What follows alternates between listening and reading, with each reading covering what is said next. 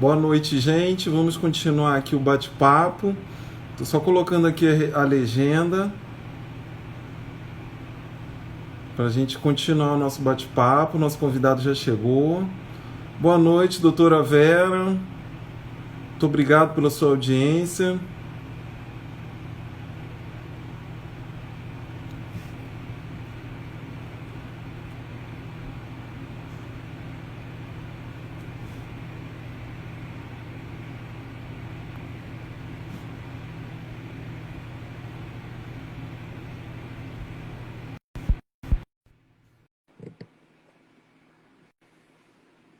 Já estamos conectando aqui. Vossa Excelência, doutor Marco Adriano.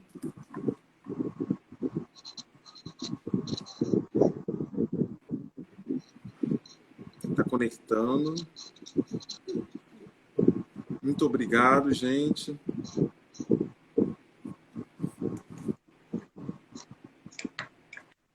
Entrei? Doutor Marco, tá entrando só o som, mas não entrou a... Então deixa eu sair e tu me convida. Tá. Olá, gente, muito obrigado. Vamos bater mais um papinho aqui com o nosso amigo Marco. Deixa eu chamar ele agora.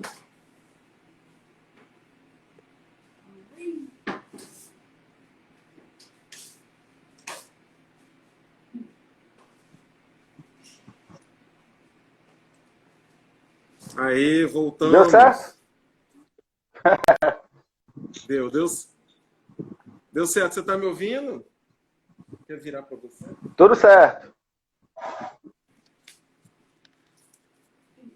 Doutor, a gente estava conversando, né, sobre representatividade no judiciário, o quanto que isso é importante, o quanto isso influencia, né, as pessoas poderem se enxergar naquele lugar, para elas poderem acreditar de que isso realmente pode acontecer. Eu tenho uma frase muito marcante em relação à sua posição como juiz.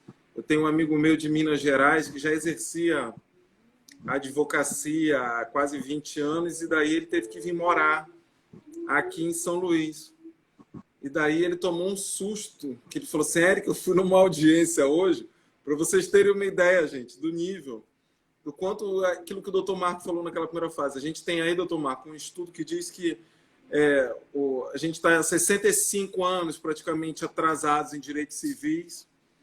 E aquilo que a gente fala, né? O branco no americano, ou ele é antirracista ou ele é racista. Aqui no Brasil, não. A gente está ainda num momento muito a priori em que o branco nem sequer se reconhece como raça, não enxerga seus privilégios.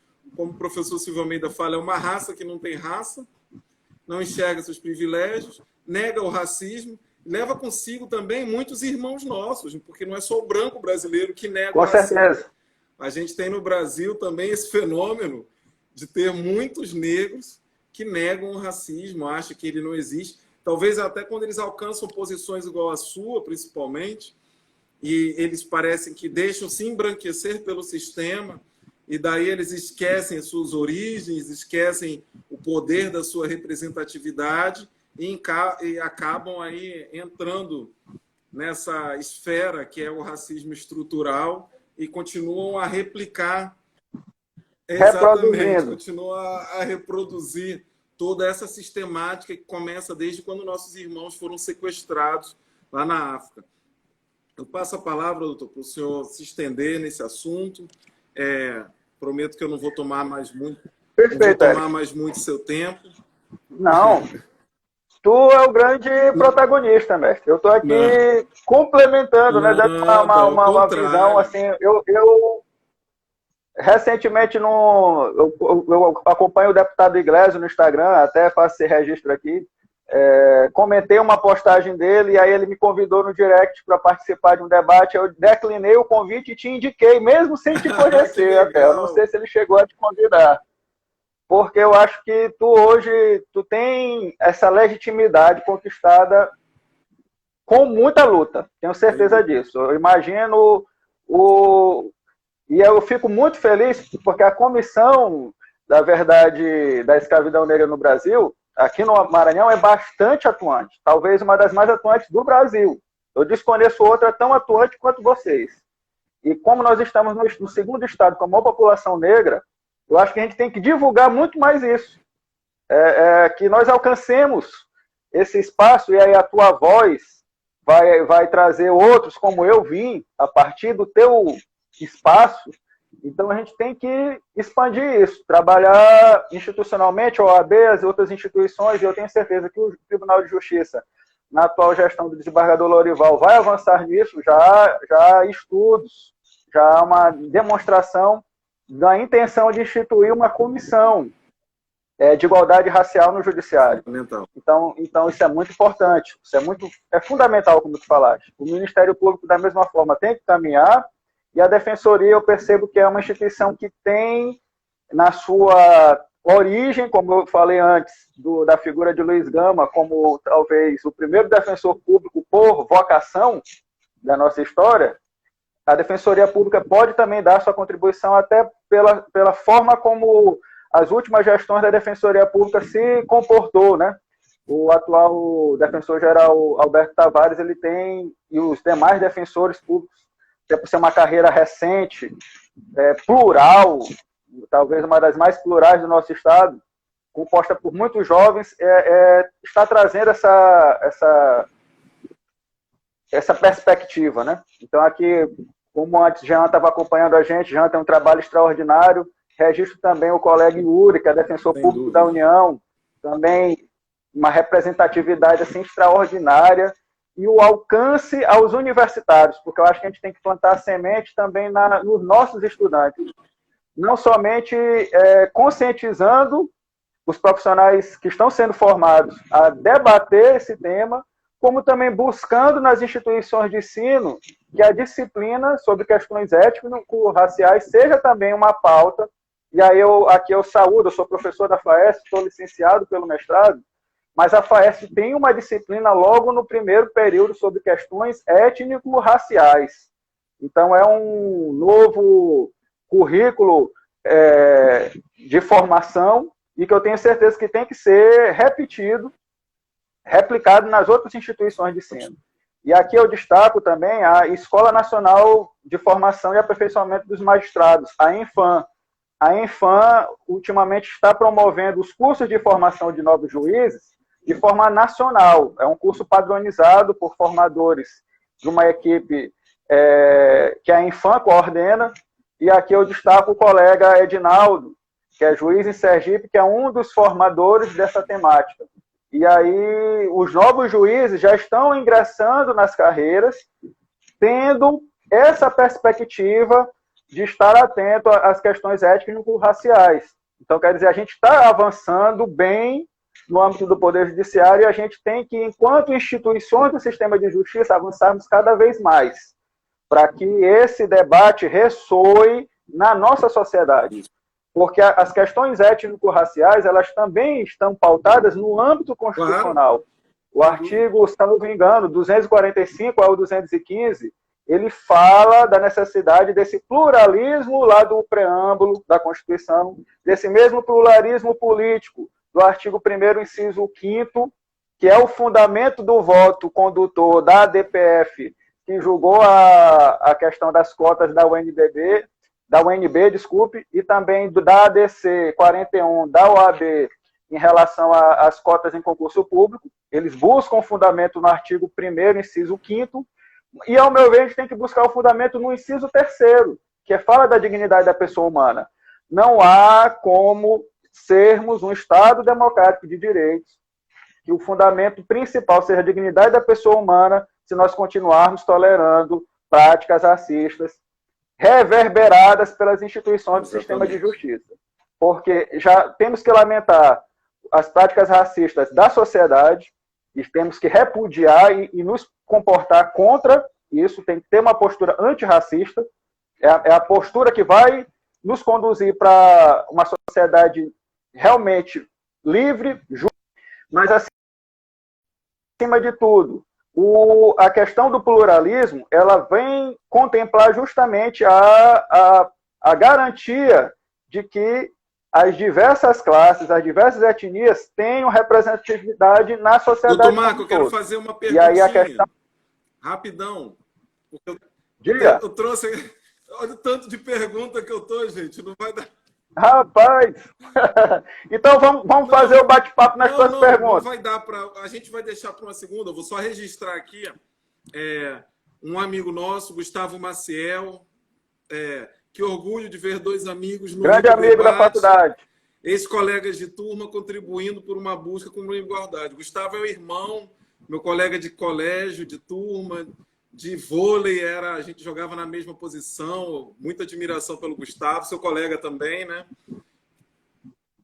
Foi, meu contemporâneo de UFMA, 5 anos, grande amizade. Isso. Muito respeito por Gustavo. Uma pessoa muito bacana, Gustavo. Eu não posso sair daqui dessa live, pelo menos, sem a gente iniciar essa discussão, essa reflexão, os nossos argumentos, porque o doutor Adilson Moreira, quando esteve aqui no Diálogos de Pretitude, o autor da tese de racismo recreativo, ele conta como que surgiu um dos gatilhos para que houvesse a produção desse livro foi porque os casos de racismo recreativos, esse crime que, no caso, estava ali sendo praticado através do humor, né? Eles chegavam nas cortes, ele conta do Tribunal de Justiça de São Paulo, depois conta no STJ, chegavam nessas cortes e a gente perdia. E daí surgia essa fagulha nele de escrever isso. E daí eu vou aproveitar, porque essa semana teve uma foto. Você viu uma foto do TJ de São Paulo, que saiu essa semana? Eu já vi essa foto. Eu já vi essa foto. Uma foto com todos os juízes brancos, né? Do TJ de São Paulo, que reverberou bastante essa semana. E daí eu venho fazer essa pergunta justamente porque você é uma excelência, e daí eu quero saber de você a sua opinião, doutor. Você responde se quiser, óbvio, da maneira que você quiser, conforme for mais plausível. Entrando num caso de racismo, doutor, uma ação judicial. Lá nos Estados Unidos, alguns países, o judiciário, quando cai essas coisas, cai no juiz negro, quando é um promotor negro, é um defensor negro. Lá nos Estados Unidos, a gente viu aqui a diferença. Eu vou aproveitar até para fazer... quando tem casos de racismo lá, todos os repórteres são negros, toda a bancada das televisões é negra. E aqui no Brasil, a gente teve tanta reclamação que a Globo estava acompanhando. A gente tem uma foto também emblemática da Globo discutindo racismo com todos os repórteres brancos. A reclamação foi tanta que no outro dia eles fizeram um programa debatendo racismo só com jornalistas negros. Foi tão importante que acabou virando um Globo Repórter, né? Sim. Então, trazendo essas temáticas, essa coisa dos Estados Unidos, que está muito em voga agora, em relação à morte de George Floyd, eu queria saber a sua opinião. Chegando um caso de racismo, ou recreativo, ou pela falta de protagonismo no lugar de fala, ou alguma falta de empoderamento, ou uma intolerância religiosa, ou um caso de encarceramento em massa. Chegando a um caso desse de racismo, de injúria racial, ou mesmo de racismo que atinge a coletividade, como que você acha que seria se fosse o juiz branco e se isso fosse tomado por uma vara especializada ou uma comissão especializada dentro do judiciário? Isso aí você vai discorrer melhor do que eu, que é a sua área. Como que você acha que seria essa diferença se a gente tivesse esse cuidado de ter essa representatividade para que a gente negro, eu e você, a gente sabe muito bem que quando a gente sofre um caso de racismo, depois eu vou perguntar uns casos de racismo que você tem sofrido, a gente sabe que quando a gente sofre um caso de racismo, se a gente for denunciar, a gente entra dentro do sistema judiciário, na delegacia a gente sofre outro caso de racismo, outra violência. Aí justamente. Vai fazer. Fica assim, um processo de revitimização a cada momento, né? Mais ainda o racismo que a gente sofre, a gente tende a aumentá-lo. Queria saber como é a sua opinião sobre... Não sei se você entendeu o que eu estou querendo chegar. Sim, eu compreendi. Compreendi. É muito importante. Eu acho a estrutura do funcionamento do judiciário americano é um pouco diferente do nosso, bastante, né? E lá eles prestigiam muito prestigio muito nessas temáticas que seja pautada, a decisão seja pautada sobre a perspectiva de quem represente o alvo daquele ato, né? Já no nosso caso, no judiciário brasileiro, como existe o funcionamento do judiciário um pouco diferente, a figura do juiz natural vinculada à estrutura da organização judiciária, talvez, eu acho que uma boa opção que tu comentaste seria a instituição de varas especializadas, para que o magistrado, e aí eu sou o defensor da especialização de competências, até porque meu foco, por exemplo, a minha pesquisa do mestrado é sobre combate à corrupção. E eu vou trabalhar justamente como o judiciário está organizando a sua política institucional nessa temática. E o que se percebe? Pautas muito importantes no judiciário, como a corrupção e também a pauta racial, ainda não tem esse olhar, essa perspectiva. Então, a especialização da unidade judiciária talvez fosse uma solução para que fosse dado um tratamento e construída uma jurisprudência que esteja realmente alinhada a esse arcabouço normativo que já existe. Então, a gente parte da Constituição, do artigo 1º, que fala do pluralismo, o artigo 4º, que fala nos tratados internacionais, o Brasil tem que repudiar o racismo, o artigo 5º, é um dos poucos crimes que a Constituição fala explicitamente, a Constituição fala do racismo como crime, inafiançável, imprescritível, e delibera para o legislador regulamentar. E aí a gente tem a lei que prevê o crime de racismo e tem a injúria racial no 140, parágrafo 3º. E aí essa interpretação de quando configura um ilícito ou outro é que realmente, dentro dessa perspectiva internacional, do direito internacional, e aí eu acho interessantíssimo fazer esse paralelismo com os Estados Unidos e talvez também com alguns países europeus, como as cortes internacionais estão se comportando, daria uma boa pesquisa, e certamente se identificaria esse tratamento, porque o Adilson Moreira, ele fundamenta justamente a sua obra, e aí agora ele está lançando um novo livro também, que é a Hermenêutica Negra, né? Então, quer dizer, é necessário se construir uma jurisprudência que venha realmente proteger esse valor fundamental que a Constituição estabeleceu. A Constituição, ela optou por uma postura antirracista. E os tratados internacionais que o Brasil é signatário, até antes da própria Constituição, se a gente for botar numa estatura constitucional, eles entram como normas supra-legais. Eles entram entre a Constituição e a lei.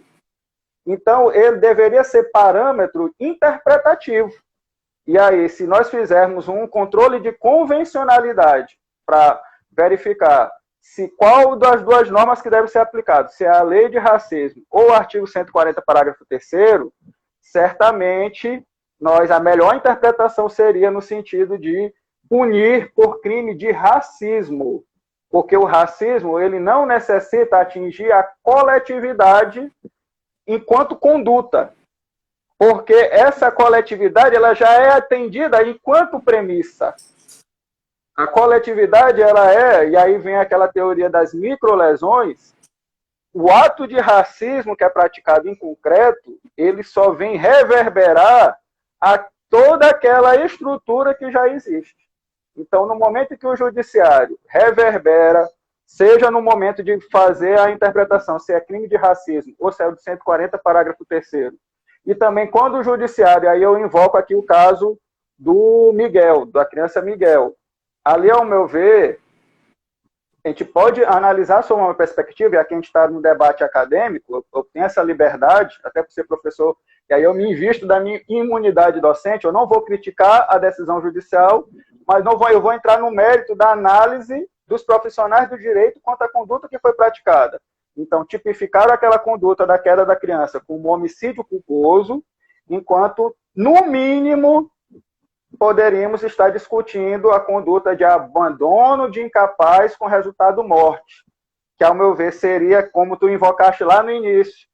por proporcionalidade, seria a postura, talvez, inicial a ser dado como conduta típica. E ali, ao meu ver, e aí a gente pode fazer o seguinte paralelo: se fosse a empregada que tivesse tido o ato de negligência, que ao meu ver não foi uma mera negligência, houve um ato de indiferença, e a indiferença por motivações raciais, isso aí é fato, a indiferença dela resultou num resultado, culminou no resultado morte.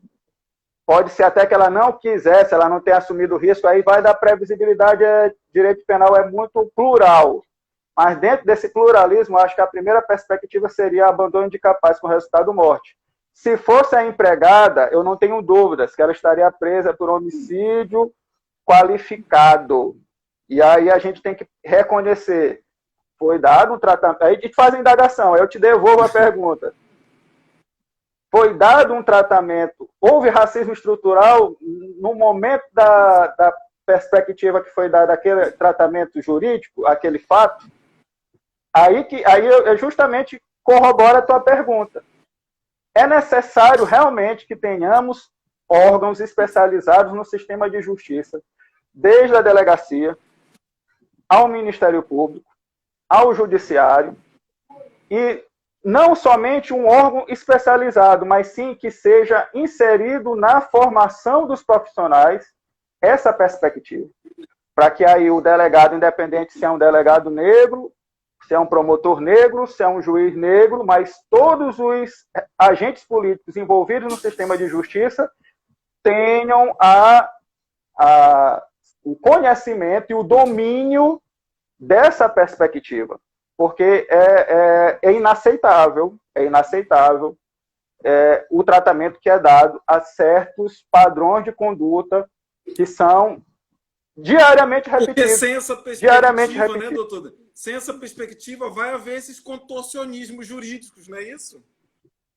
A naturalização, a banalização. Aí você diz, não existe, você está banalizando. Eu não tenho dúvidas. Eu pego o caso do Miguel, e aí eu imaginava que o caso do Miguel fosse ter uma projeção para esse debate. Perdemos uma oportunidade, talvez, mas a gente pode recuperar, porque o caso ainda está em evidência, e com vários ingredientes, aí vem a corrupção, aí eu puxo para o meu lado da corrupção, eu imagino que quem vai ser o alvo da ação de improbidade? A empregada, ainda vão colocar a empregada no rol da ação de improbidade como ré, porque ela estava sendo favorecida por receber pagamento da administração pública. Será se ela teria condições de resistir? E aí a gente teria que invocar aqui a teoria do domínio do fato. Quem é o agente que tinha o domínio do fato? Era o gestor. No caso lá do domínio do fato, da situação da criança, era a dona do apartamento, era a esposa do prefeito. Então ela tinha o domínio do fato, ela tinha que... ela já não suportava mais a criança ser teimosa. Não é isso não justifica. Isso não justifica. Então a gente tem que refletir realmente o nosso padrão de comportamento e o nosso padrão de racionalização, ele é construído a partir da perspectiva que a gente foi formado. E a gente foi formado numa perspectiva racista. Então a gente tem que começar justamente a desconstruir aquilo que foi reproduzido historicamente, aí 300 anos, 400 anos, 500 anos de Brasil, para que aí realmente a gente dê um tratamento equânime e assim, por consequência, independente do juiz ou do promotor, ou do delegado que esteja à frente, nós tenhamos um tratamento correto, adequado, e à luz do que a Constituição determina e à luz do que as normas internacionais determinam. Perfeito, doutor Marco. Não vou deixar esse assunto morrer, não. Vou continuar aqui. Gente, vou dar só mais 10 minutinhos. Eu já estou roubando tempo pra caramba aqui. Perdoa, tá, doutor? Perdoa, tá roubando. Tamo junto, eu sei que seu tempo é precioso. Mas é como eu falei com você, já quero que você aceite o convite aqui para o mês de julho. Tem, muita coisa ainda aqui para perguntar. Vou deixar guardadinho para a próxima vez. Mas, voltando a esse caso do Miguel, ele é muito importante a gente falar, né, doutor? Porque o que acontece? O que a gente precisa explicar para as pessoas, né? o racismo ele é crime, certo? Tudo bem, a gente entende isso, 7716, 89, de 1 a 3 anos, imprescritível e inafiançável, né? Só que o racismo, né, que é um resquício de um crime de lesa humanidade, que é a escravidão, hoje em dia a gente debate isso no Brasil por causa disso, e daí o trabalho importante da comissão de fazer essa reparação. O racismo ele é essa anomalia, né? Ele é uma patologia que ele, no caso do Miguel, ele resulta nisso. Ele estrutura, ele molda as relações da nossa sociedade e ele, num desses braços, ele define quem pode estar ali ocupando aquele espaço ou não, né? Há 20, 30 anos Justamente. atrás, um advogado negro e um juiz negro não iam estar conversando de forma alguma. Porque ia existir auto-ódio, existia o ódio entre irmãos, de não querer compartilhar o mesmo espaço, ou mesmo de querer debater argumentos. E daí a gente também cai, é importante a gente falar um pouquinho disso, cai nesse braço do racismo estrutural em dois, né? Que é o racismo individual, no caso da prática da patroa, e cai no racismo institucional, né? Como que nós institucional. A gente a gente falou sobre isso, ainda agora você, na verdade, falou, a gente precisa conversar sobre direito formal, direito material, né? Que é uma coisa que pesa muito para a gente. Nesse caso, quem não tem a nossa cor de pele, por vezes vai ter uma outra vai ter uma outra perspectiva. Justamente. Então, quando isso chega na delegacia, esse contorcionismo jurídico vai permitir com que aquilo que você falou, com que a patroa entre e saia da delegacia, mesmo com uma criança morta, mas se fosse uma empregada negra, a gente não tem dúvida nenhuma que tudo ia ser reverberado contra ela, ela estaria presa até agora, né? Passo a palavra. Isso a criminologia explica. Isso a criminologia explica, porque isso é a perspectiva de Lombroso. Também. A perspectiva lombrosiana, dos aspectos somáticos, os aspectos étnicos. Então, qual é o perfil do criminoso? Aqui que a sociedade... pelo maranhense Nina Rodrigues, um dos pais do racismo científico. Justamente, excelente obra. Recomendo a leitura, estava gratuito lá no Kindle, no Amazon. Quem quiser, é uma excelente leitura, vale a pena muito. E o que eu destaco, a gente, lamentavelmente, as instituições do sistema de justiça, especialmente do sistema de justiça criminal, reverberam isso. E é importante que elas se conscientizem disso. Eu, por exemplo, eu não tinha o domínio científico dessa informação. Eu já percebia isso no empirismo do dia a dia. E aí, quando a gente parte para um aprofundamento do estudo acadêmico, e aí estuda as correntes criminológicas, e a escola positiva de Lombroso, que leva em consideração esses aspectos, o que Lombroso fez? Ele foi estudar quem estava na cadeia. E já naquele tempo, quem estava preso era justamente negro, pessoas, as classes baixas que estavam ali representadas. E aí isso só foi ter uma outra perspectiva já com Sunderland, que veio falar do crime de colarinho branco e da questão da cifra... E aí vem a questão do termo negro como pejorativo, usando a expressão cifra negra, que na verdade já foi modificada a expressão para cifra oculta. Justamente os crimes de colarinho branco, eles compõem uma cifra oculta porque eles não entram na estatística dos crimes normais que a gente está acostumado. E aí, como são os crimes normais que nós estamos acostumados, são quem comete justamente as classes baixas, e as classes baixas predominantemente são compostas por negros.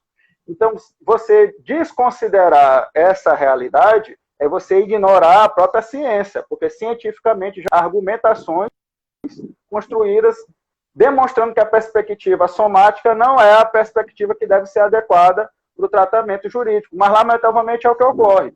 E aqui eu vou te dar um exemplo que eu experimentei na prática enquanto juiz, numa certa condução, eram 2 jovens que foram presos um deles supostamente por tráfico de drogas e o outro por uso de drogas. Aí eu te pergunto, Era um negro e um branco. Quem era o traficante e quem era o usuário na perspectiva da abordagem policial? Com certeza o negro era traficante. Isso vai acontecer sempre. O negro foi conduzido justamente como traficante. E aí, naquele tempo, não tinha a questão da audiência de custódia, mas eu sempre marquei minhas audiências. Quando eu tinha competência criminal, eu fazia audiência de instrução com 60 dias no máximo. E aí, no dia da audiência, quem veio conduzido o preso foi o negro, e quem veio para a audiência como testemunha foi o branco. No início, quando começou a ouvir os depoimentos lá, eu já vi, rapaz, tem alguma coisa errada. Esse rapaz aqui não tem a mínima condição de ser traficante de cocaína, porque ele não tem, para ser traficante de cocaína, você tem que ter um padrão econômico razoável. E estava na cara que ele era usuário, ele era mero usuário. E aí, justamente, qual foi o desdobramento desse processo? Por absolvição do rapaz que ficou preso esses 60 dias, foi absolvido, eu absolvi, por ausência de provas, não tinha prova de que ele estava praticando a conduta, e mandei abrir um inquérito para apurar a conduta do que era o usuário, porque, na verdade, depois se identificou que aquele usuário, na verdade, era o traficante. Ah, que ótimo! Então, essa perspectiva ela que eu empiristicamente eu experimentei na prática, na vivência forense, os livros de criminologia explicam em minúcias. Então, é necessário que esses estudos sejam levados e aí cada vez mais qualificada a atuação da polícia militar, da polícia civil, do mesmo modo como hoje a gente está evoluindo para um tratamento adequado da proteção à mulher, nós precisamos dar um tratamento adequado na compreensão de como o crime funciona. E aí uma escola criminológica que vale a pena estudar é a Escola de Chicago, que justamente vai identificar que a origem do crime se dá justamente pela desorganização urbanística e desorganização social. Isso repercute na seara criminal. Então, não estou aqui querendo dizer que negros não cometem crimes, mas eu quero dizer que existe uma cifra oculta que, na perspectiva estatística, ela não vai corresponder à realidade dos fatos. Os negros cometem crime? Cometem. Pode ser que estatisticamente seja a maioria, pode ser, porque populacionalmente é a maioria da população. Mas dizer, agora, essa desproporcionalidade para chegar a casa de 70% ou 80% da massa da população carcerária ser negros, algo está errado na condução do funcionamento operacionalmente. E aí o racismo estrutural, na perspectiva de Silvio Almeida, é uma linha de convencimento que você precisa ter acesso, e aí por isso a gente tem que realmente, cada vez mais, indicar livros. Esses dois, do Adilson Moreira e do Silvio, é a bibliografia básica para quem quer iniciar uma compreensão, contribui muito, mas aí vem várias outras obras. Por exemplo, o livro da Djamila Ribeiro, vale a pena, é Manual Antirracista. Exatamente. Pequeno Manual Antirracista, vale a pena a leitura. Quem conversa muito sobre isso é a professora Juliana Borges, ela também é dessa mesma coleção Feminismos Plurais, ela trata do encarceramento em massa.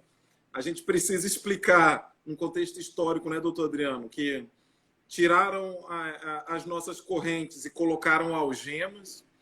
A gente tem aí um histórico de leis, vadios e capoeira, proibindo nossa religião, proibindo tocar samba, proibindo tocar funk.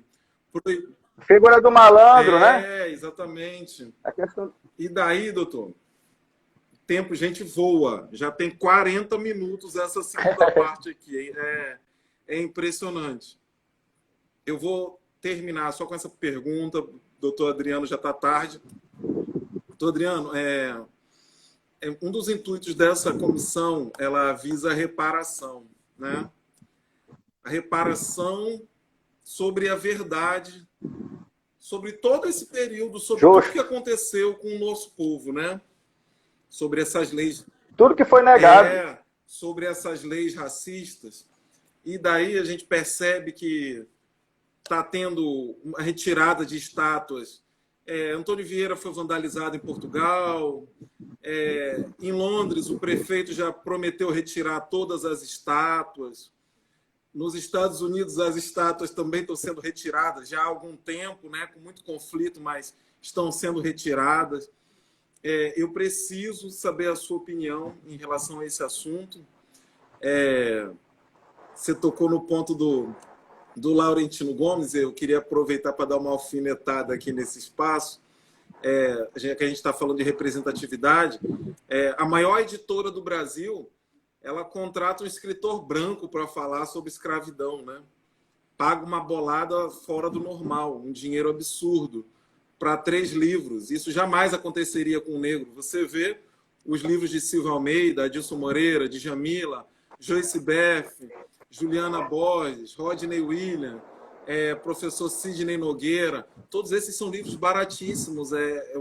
Praticamente, eles não vão ganhar praticamente nada em relação a isso, a não ser preencher o nosso conhecimento em relação à nossa temática. Então, na última semana, perdi até alguns amigos por causa disso. A HBO ela retirou um filme racista, muito aclamado, tanto que ele é racista, ele também é muito aclamado, que é O Vento Levou, ela retirou do seu catálogo. Faça um resumo rápido, que o tempo vai estourar daqui a uns 10, 15 minutinhos, sobre a sua perspectiva em relação ao que seria a reparação no direito, como que a gente deve lidar com isso, a sua opinião. Fique à vontade para discorrer da sua melhor maneira. Como tu falaste, eu também já enfatizei. Eu respeito a questão de entender como um débito. Realmente temos um débito. Foram 388 anos de práticas anti-humanas, sub-humanas. Ali não era tratamento humano. Era resgatar primórdios da civilização humana, que era o tratamento entre quem era humano e quem não era humano. Então, os negros no Brasil, eles até 1888, eles não eram considerados humanos. Nós não éramos humanos. Então, quando veio a Lei Áurea, justamente eram propriedades com direito à marcação de ferro. Assim, e assim, açoites. A história está aí. A história está aí. Então, quem ignorar isso, sinceramente, você não está entendendo, está desconhecendo a história. Então, realmente, precisa de uma reparação. Essa reparação ela pode ser construída em várias perspectivas. Na perspectiva constitucional, a consagração da história, das origens étnicas. Aí vem a questão da origem indígena e a nossa história negra, não somente na perspectiva da escravidão, mas saber as origens de quem foram esses negros que foram trazidos ao Brasil. Então, reconhecer que tinham origens, inclusive, socialmente, na África, cultura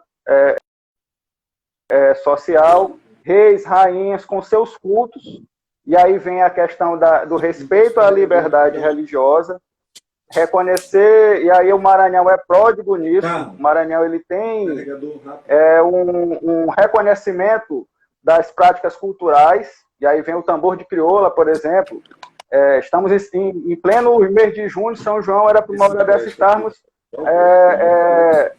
aproveitando a ocasião para essas manifestações culturais. Então, não somente permitir as manifestações, não somente ensinar nas escolas, mas aí vem a questão, oportunizar aos negros, e aí eu trago muito a questão dos quilombolas, que agora, na nossa realidade local, estão sendo impactados, seja por conta da ocupação das suas áreas, ou seja, historicamente por eles ocupados, ou seja, por um negacionismo a todas essas conquistas que, como a gente vem falando, lentamente foram sendo consolidadas e agora vem um movimento de negação a tudo isso.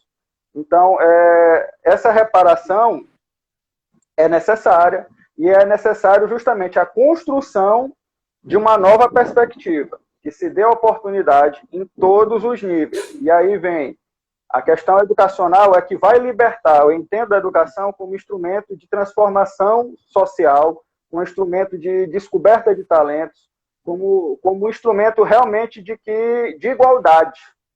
E aí, somente uma educação de qualidade, e aí temos que investir muito mais ainda na educação de Políticas base. públicas, né, doutor? E aí, basta... Políticas públicas.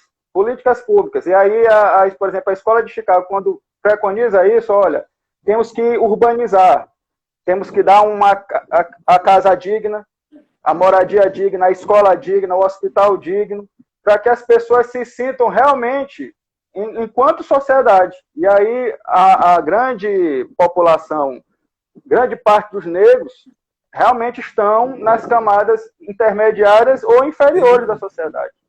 E quem tem um espaço dentro da estrutura social mais elevado, ele tem que justamente ser voz para reverberar aqueles que estão silenciados. Então a gente tem que ser a voz contra um silêncio, que historicamente, e que tentam cada vez mais silenciar. Então, eu acredito justamente numa perspectiva de prospecção, de construção, de reafirmação do contexto que atualmente é existente. Então, não podemos nos satisfazer ainda somente com as cotas. Nós temos que avançar além das cotas e valorar até, por exemplo, se essas cotas, a necessidade da prorrogação delas. Eu entendo que até 2024 não alcançaremos os objetivos que foram estabelecidos. E aí tem que somar isso. Então, não adianta colocar o percentual de vagas na universidade se na educação de base ainda continuarmos com a atual realidade excludente. Então, basta você ir a um município, por exemplo, nas eleições, estamos em anos de eleições, né? Então, eu, como juiz eleitoral, eu visitava praticamente todas as sessões eleitorais. E eu me impactei muito quando fui conhecer a zona rural de Serrano do Maranhão, que na época era o terceiro pior IDH do estado, e ao percorrer a zona rural daquele município, eu constatei, assim, eu tive uma imagem, assim, teve uma dificuldade muito grande para eu dormir nesse dia. Porque quando a gente vai na zona rural, você vê, assim, realmente o quanto o nosso estado, assim, a desigualdade social é estratosférica. E ali eu vi crianças sem comida, sem nada, escolas, assim, que são inacreditáveis. Parece aquelas reportagens que a gente assiste. A gente, às vezes, trata coisas como uma coisa muito distante. A reportagem que a gente assiste de um documentário da África. Não é preciso ir na África para ver a realidade dos negros. Está bem aqui, é só ir num bairro periférico, até mesmo de São Luís. Não precisa nem muito na periferia mesmo. Então, que sociedade que nós estamos construindo? É uma sociedade que reproduz as práticas anteriores ou vai ser uma sociedade que vai construir novos horizontes? Então, eu acredito que a perspectiva desse resgate, dessa reconstrução, é que deva ser consolidada. Ô, doutor Marco, poxa, não tem como agradecer. Era para a gente passar aqui mais umas 5 horas a gente batendo papo. Estourou aqui, gente, o nosso tempo. Eu quero agradecer doutora Vera Santos, advogada em Londres, minha colega, está contando aqui a história sobre a pressão da sociedade, dizendo que o primeiro-ministro lá está tentando reverter essa situação da derrubada das estátuas. Muito obrigado pela sua presença, muito tarde já em Londres. Nosso amigo defensor público Lúcio Lins está mandando parabéns para você. Abraço, meu amigo. Grande amigo. Abraço, meu amigo Lúcio. Muito obrigado pela sua presença. O Francisco Palhano está falando aqui, live fora de série. Obrigado. Nosso amigo...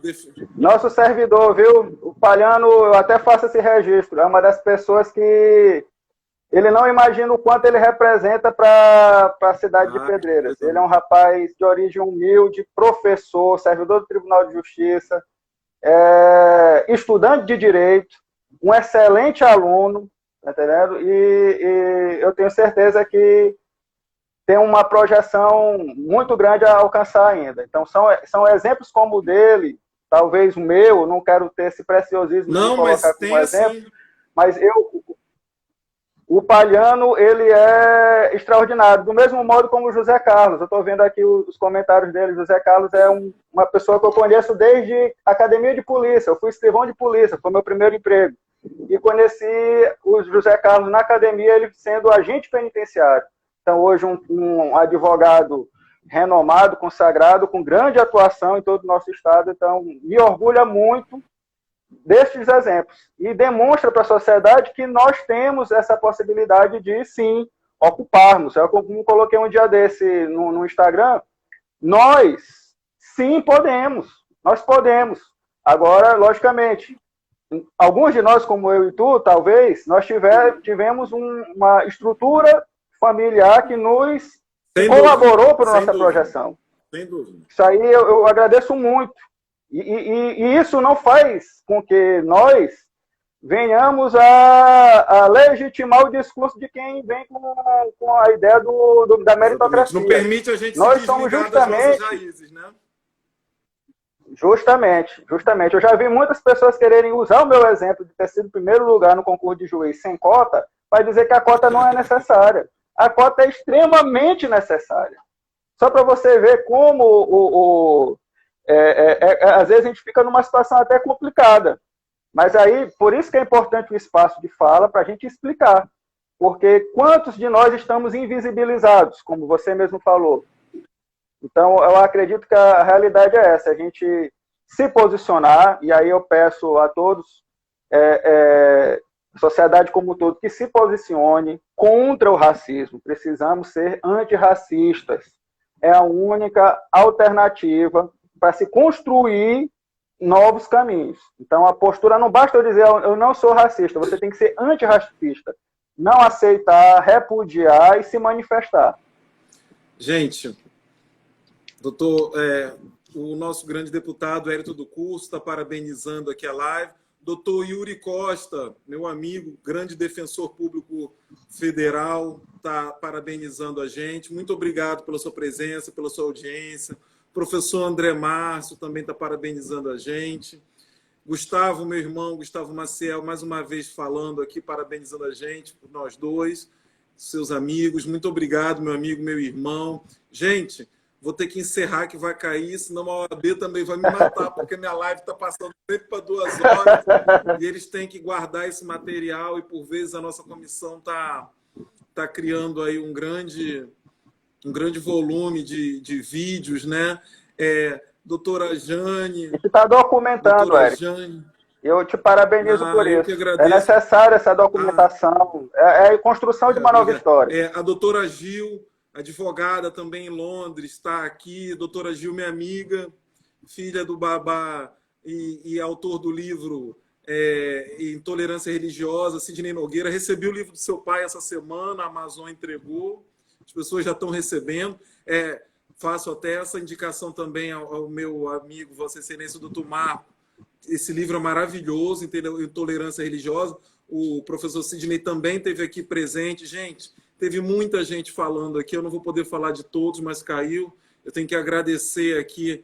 Doutor, eu agradeço isso que a gente sente pelo outro, o famoso aquilombamento. A gente se conecta pelas nossas causas e principalmente pela cor da nossa pele. A gente sabe, independente de conhecimento técnico, científico, a gente sabe quanto que isso vem de sentimento, quanto que isso é uma coisa automática. A gente poderia não ter nem passado pela academia e a gente automaticamente criar esse aquilombamento que Abdias do Nascimento fala, esse sentimento de defesa, essa autoproteção, essa autoestima. Muito obrigado, gente. O senhor quer se despedir? O senhor pode ter mais um minutinho correndo. Só quero agradecer, Érico, e registrar. Por exemplo, nós dois não nos conhecemos pessoalmente. E essa ideia, esse pertencimento, essa empatia foi instantânea. É impressionante. Que continue, que você continue com esse projeto.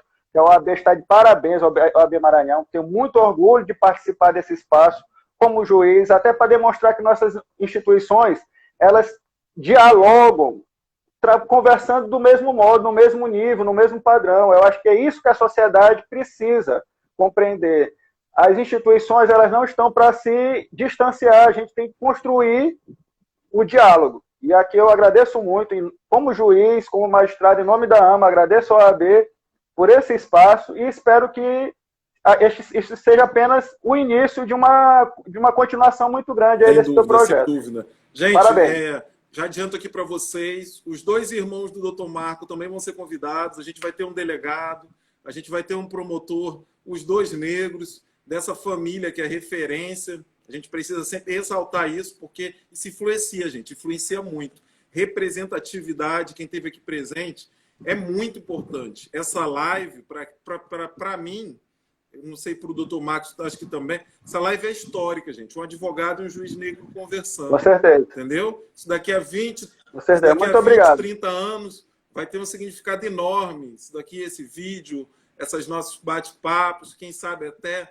tese de mestrado, doutorado, de tanto que a gente reverberou isso aqui hoje. Muito obrigado, doutor Adriano. Gente, eu encerro a 24ª edição do Projeto Diálogos de Pretitude. Falo em nome do nosso presidente, doutor Tiago Dias, presidente da OAB Maranhão. Falo em nome do nosso presidente da Escola Superior de Advocacia, presidente doutor Antônio Gaspar. Muito obrigado. Boa noite, doutor Marcos.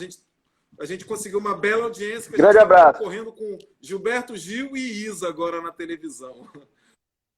Com certeza. Muito obrigado, gente. Boa noite. Obrigado, doutor Marcos. Muito agradecido. Grande abraço. Querido. Parabéns. Tchau, tchau, gente. Até mais.